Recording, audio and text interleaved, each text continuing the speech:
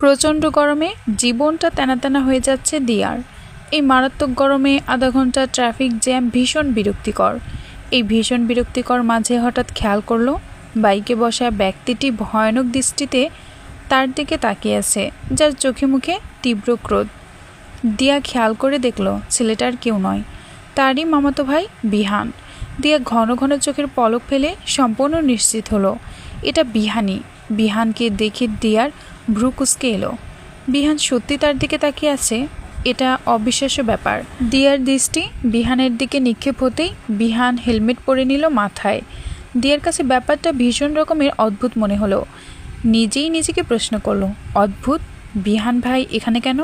দিয়ার হয়তো ব্যাপারটা বুঝতে খুব একটা অসুবিধা হয়নি।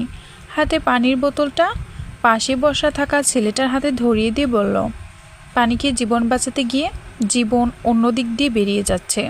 ছেলেটা বেশ অবাক হয়ে বলল, কি ব্যাপার ম্যাম, আপনি পানি খাবেন না? আপনাকে তো অসুস্থ লাগছে। না, পানি লাগবে না ভাইয়া। এই তো কিছুক্ষণ আগে গরমে দিয়া অসুস্থ হয়ে পড়ছিল। মাথার উপর ফুটন্ত সূর্যের তাপ দিয়াকে অসুস্থ করে ফেলছিল, কেননা প্রায় ঘন্টা দুয়েক সে কড়া রোদে ঘুরোঘুরি করেছে। গরমে ক্লান্ত হয়ে ইজি বাইকে উঠতে আরেকটি ছেলে হাতে একটি পানির বোতল সহকারে দিয়ার পাশে এসে বসে। দিয়াকে ইজি বাইকের সিটে ক্লান্ত অবস্থায় হেলান দিয়ে বসতে দেখে ছেলেটি তার হাতের পানির বোতল দিয়ার হাতে তুলে দেয়। দিয়া পানি খাবে খাবে সেই মুহূর্তে বিহানের ক্রোধান্বিত চেহারা দেখে আতঙ্কিত হয়। দিয়া ভাবুক ভঙ্গিতে বসে আছে। পাশের ছেলেটা বলল, কি হলো আপু, পানির বোতলটা ফিরিয়ে দিলেন? আপনার এই মুহূর্তে পানির প্রয়োজন। দিয়া ছেলেটার দিকে আর একবারও তাকালো না, কোনো উত্তরও দিল না। কিভাবে উত্তর দেবে সে? তার ইজি বাইক ঘেঁষে দাঁড়িয়ে আছে তার যমরাজের বাইক। বিহানের বাইকের পেছনে তার বন্ধু বসে আছে। ছেলেটার দৃষ্টি দিয়ার দিকে যেতেই সে বলল, বিহান, তোর বন্যা এটা জ্যামে কষ্ট পাচ্ছে। একটু কষ্ট হলেও বাইকে 3 জন যাওয়া যাবে।